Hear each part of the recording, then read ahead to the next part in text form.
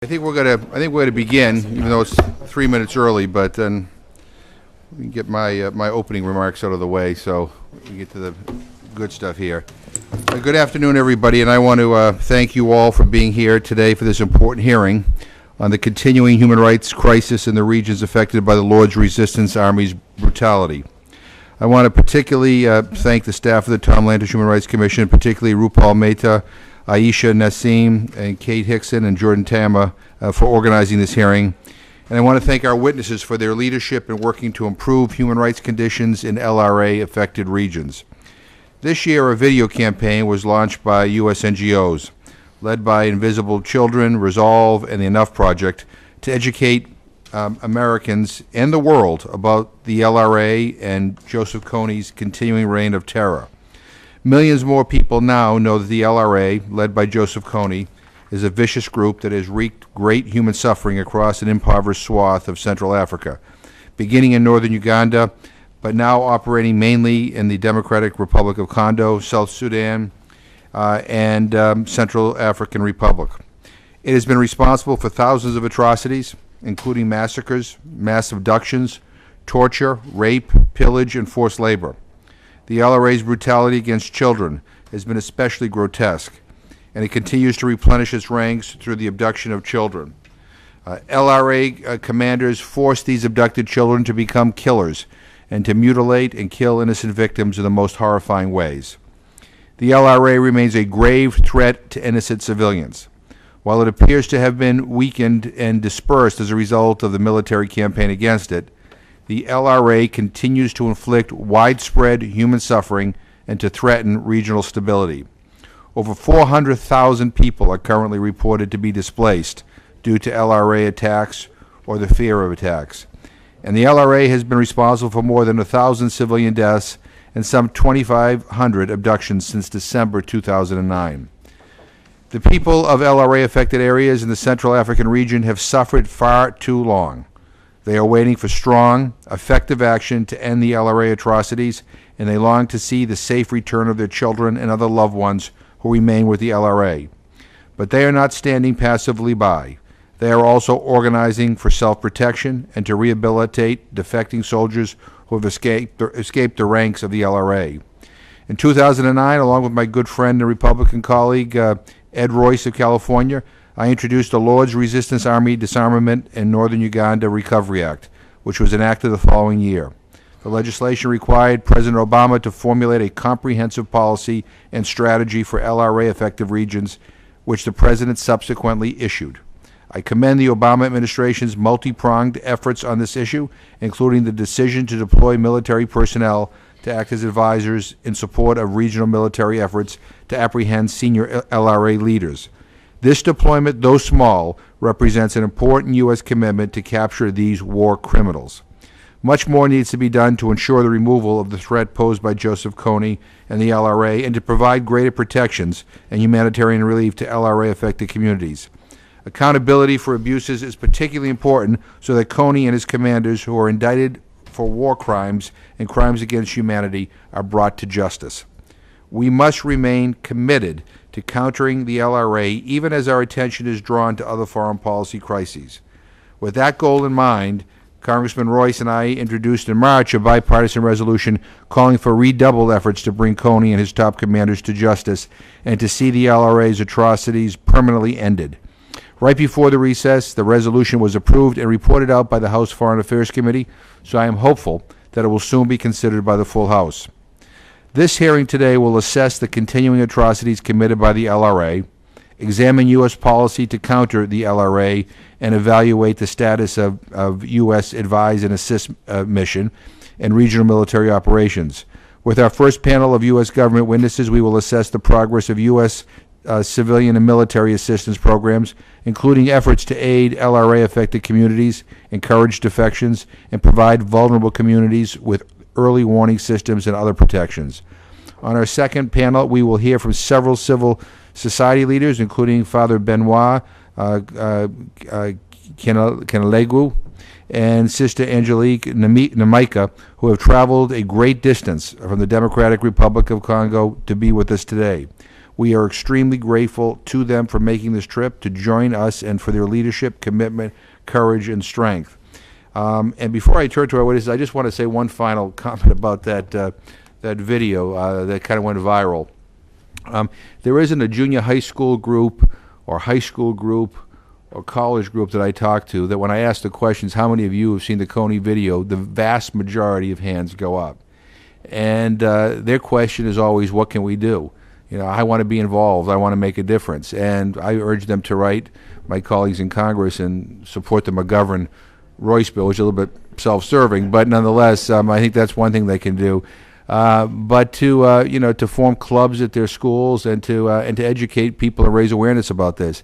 And I will tell you, the capture of a major LRA leader not too long ago, was noticed by a lot of people all across the world. And for these young people, I'll tell you, if they can get involved in a human rights issue and actually see Joseph Kony arrested and brought before the International Criminal Court and tried for crimes against humanity and put in jail for the rest of his life, I will tell you that will be an incredible inspiration to these individuals that I think will motivate them to be involved in human rights in general. I think that would be a really important achievement, as a side achievement, in addition to getting Coney. So I am grateful that you are all here. The first panel is the Honorable Donald Yamamoto, Principal Deputy Assistant Secretary of State for African Affairs, U.S. Department of State. The Honorable Earl Gast, Assistant Administrator for Africa, U.S. Agency for International Development.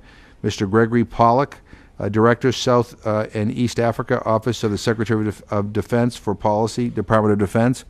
And I'm going to begin with Ambassador Yamamoto, who I first met when I traveled to Ethiopia in 2007 to review many of our food security programs, and he was serving there as our ambassador, doing an incredible job. And I'm grateful to him and to all your colleagues at the State Department, USAID, and the Department of Defense for taking strong leadership in your coordination efforts to help mitigate and eliminate the threat posed by the LRA. So having said that, Ambassador, we will begin with you. Thank you. Thank you very much, Congressman. And I'm very grateful to you and to your colleagues for inviting us here today on this very important subject.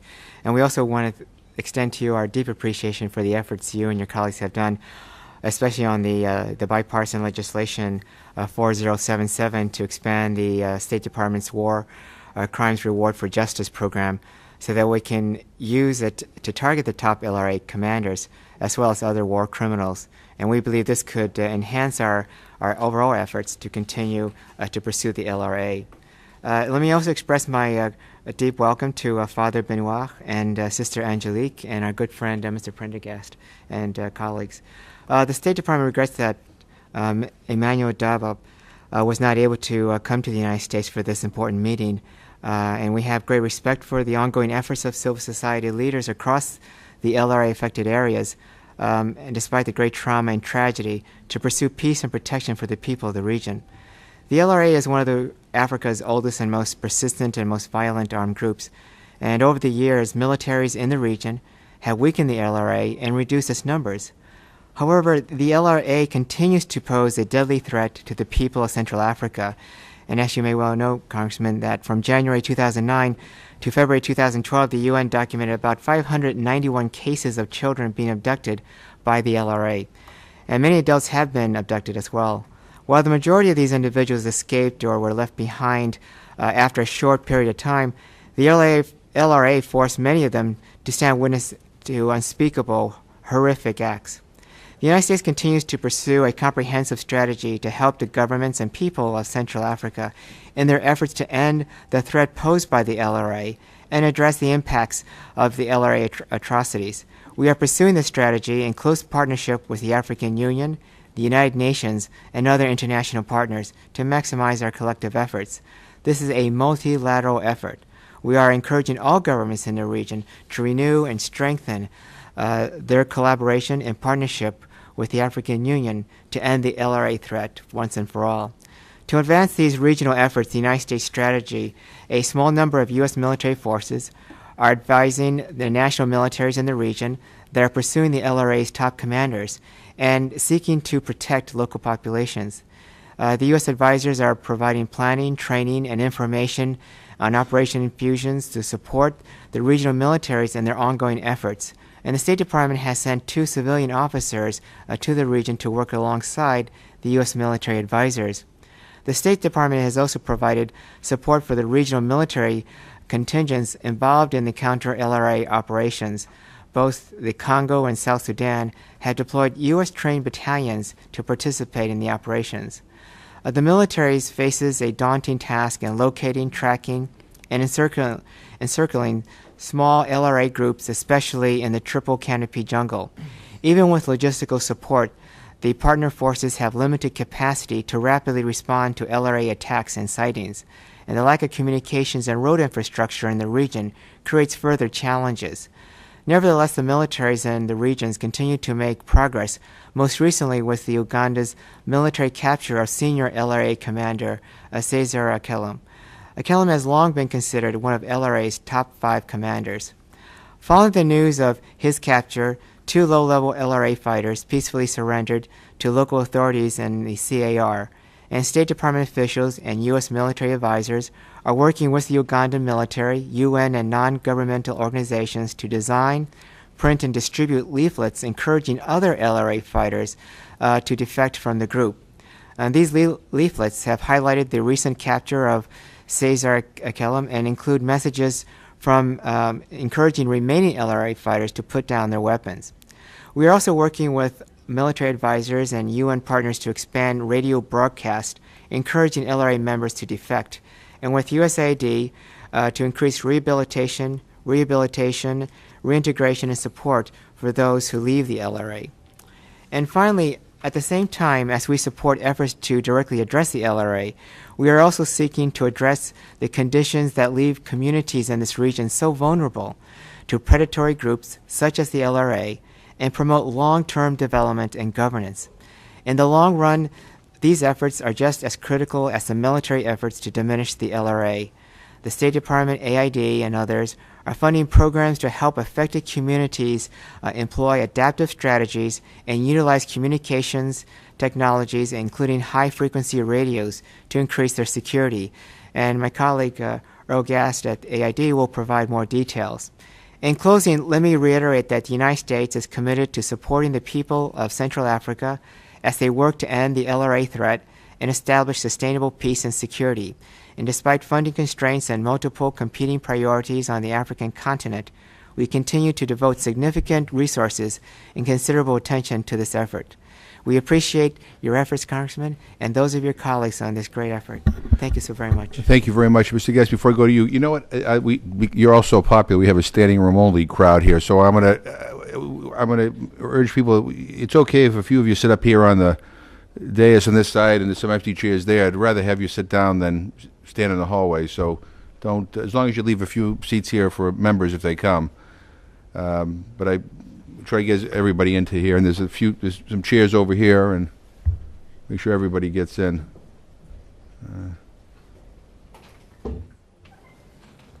Yeah.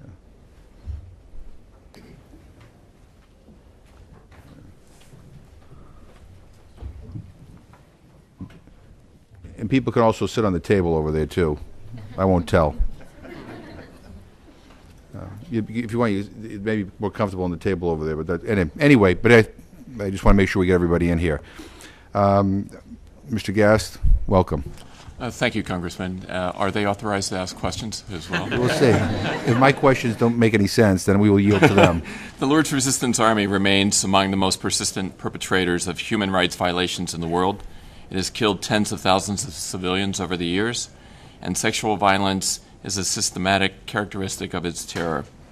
Nearly every member of the LRA's ranks was forcibly abducted from his community. These boys and girls are beaten into submission and sometimes required to commit atrocities against others. Many are killed or wounded during fighting. Others are murdered if they are unwilling to obey orders or try to escape. Gender-based violence, rape, and the use of girls as sex slaves is rampant. And survivors continue to suffer long after enduring horrific traumas at the hands of the LRA. While the LRA has been weakened and driven from northern Uganda, it continues to pose a deadly threat to the communities across the Central African Republic, the Democratic Republic of Congo, and South Sudan.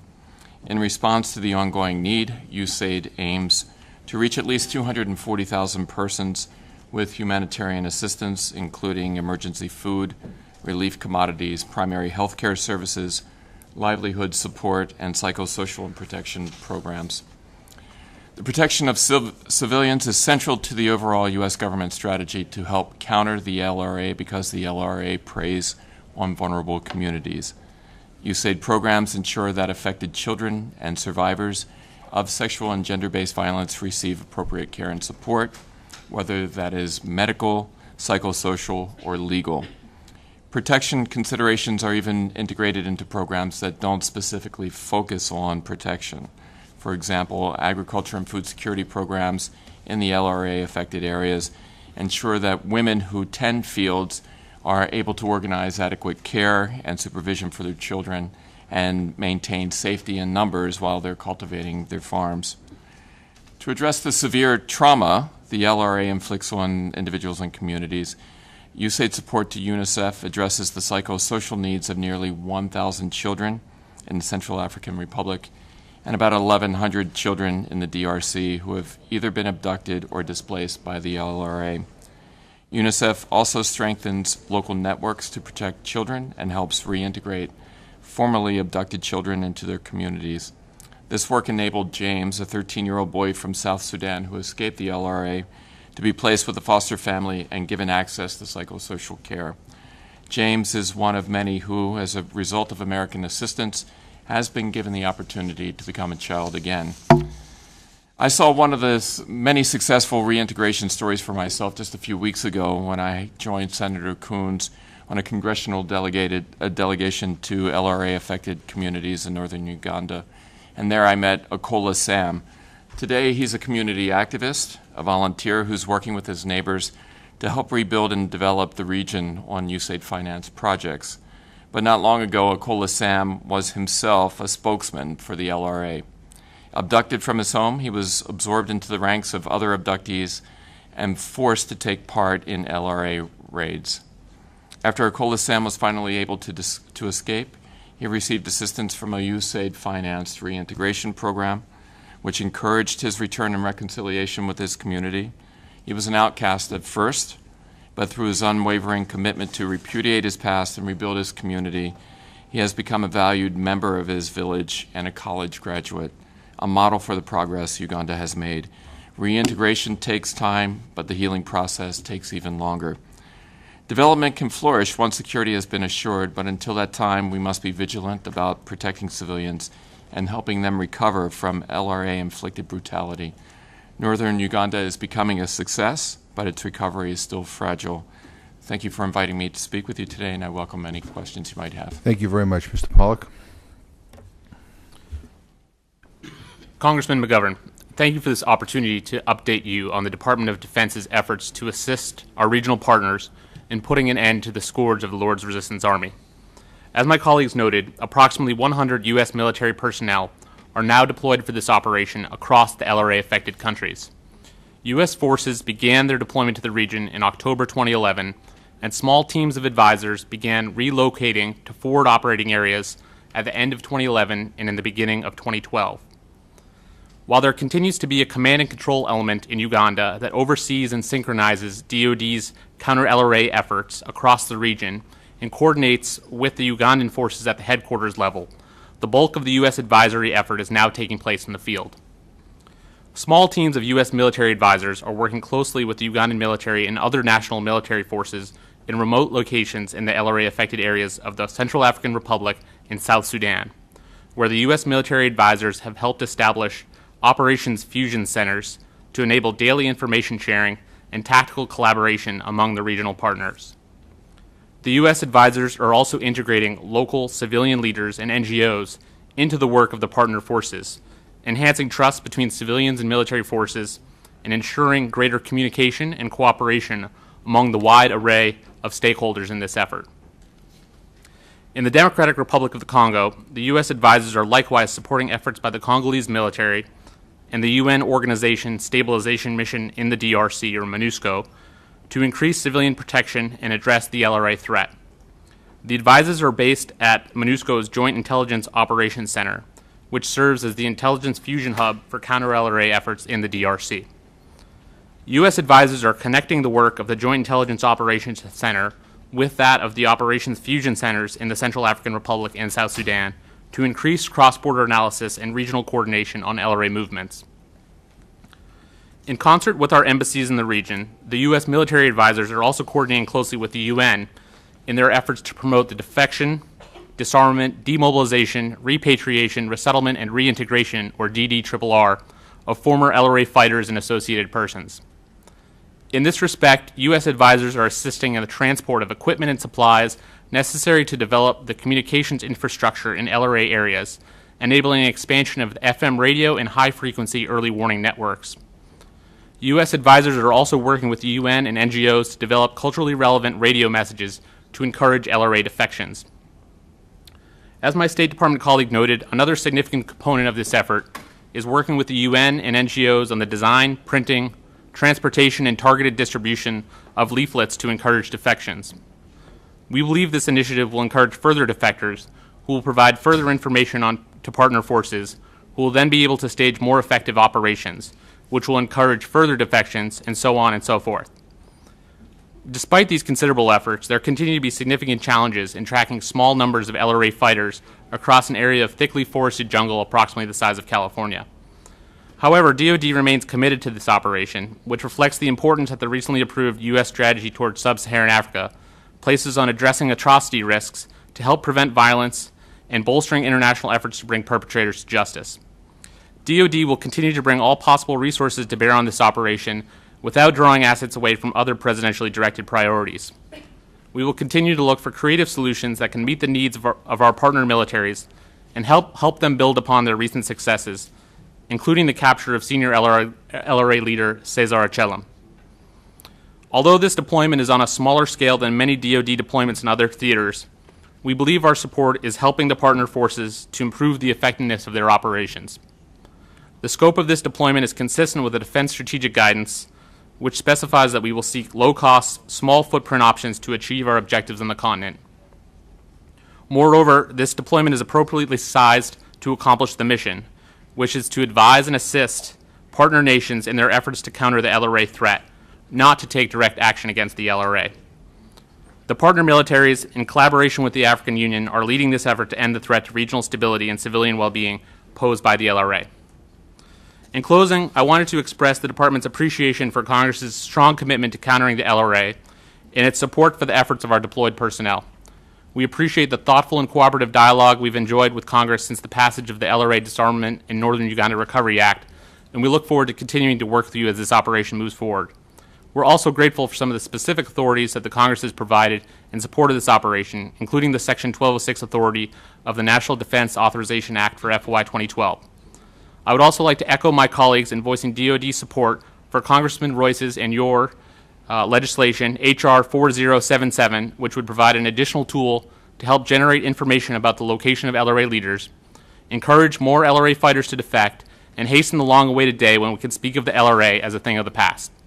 Thank you very much, and I look forward to your questions. Well, thank you very much. I just want the room to know that Congressman Jeff Duncan of South Carolina has joined us as well.